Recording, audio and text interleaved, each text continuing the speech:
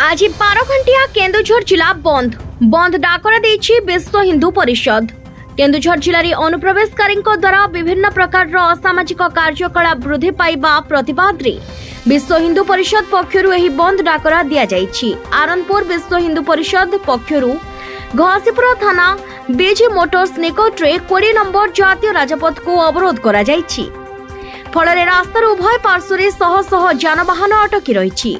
चलित मास 15 तारिख में बांसपाड़ ब्लॉक अंचल जड़े नाबालिका को दुष्कर्म करा जायथिला। एही घटना रे जड़े बांग्लादेशी को गिरफ्त करा जायथिबा बेले नाबालिका जनक एबे डाक्तरखाना रे मृत्यु सहित संघर्ष करुछंती। तेणु केन्दुझर जिले में फेरी करबा बहाना रे रही निशा कारबार ठारू आरंभ करी विभिन्न असामाजिक कार्यकलाप रे लिप्त रहुछंती।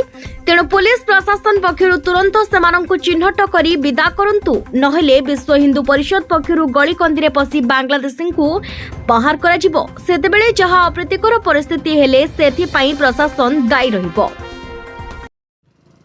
15 तारिख दिन जो बांग्लादेशी पठाण स्वतंत्र जड़े सी गोटे दिव्यांग झील को 9 वर्षर झीटा को नाबालिका को जमी दुष्कर्म करी आज विश्व हिंदू परिषद गोटे प्रतिवाद रास्ता को ओह्लैछि।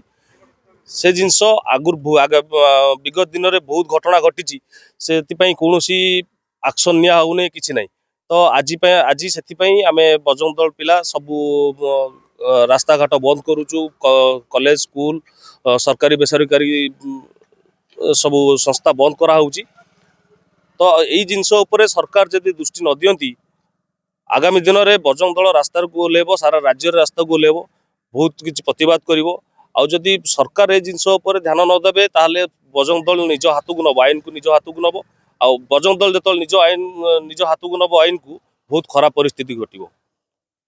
आज विश्व हिंदू परिषद तरफ केन्दुझर जिला बंद डाकरा दिखाई। शुआकाठी आमर से जो 8 वर्षर छोटिया छुआ को जो बलात्कार कराई से घरे एपरी परिस्थिति या माने रक्ताक्त होकर से घर जो अच्छी से छुआ ए मेडिकल मृत्यु सह संग्राम करुच्ची।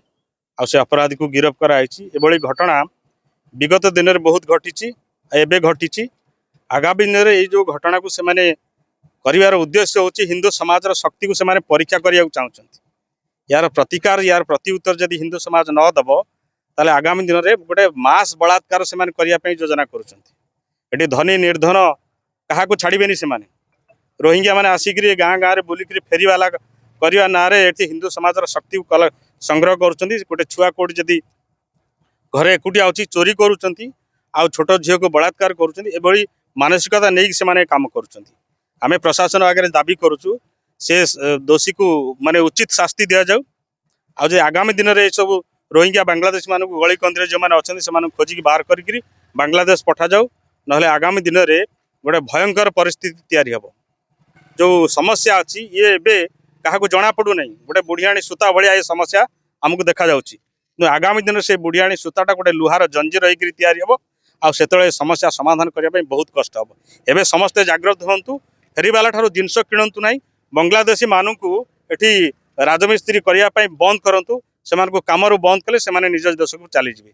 आदि ये सब कम जड़ित रुहति आगामी दिन में भयंकर संघर्ष हम। ये तथाकथित प्रशासन दायी रही।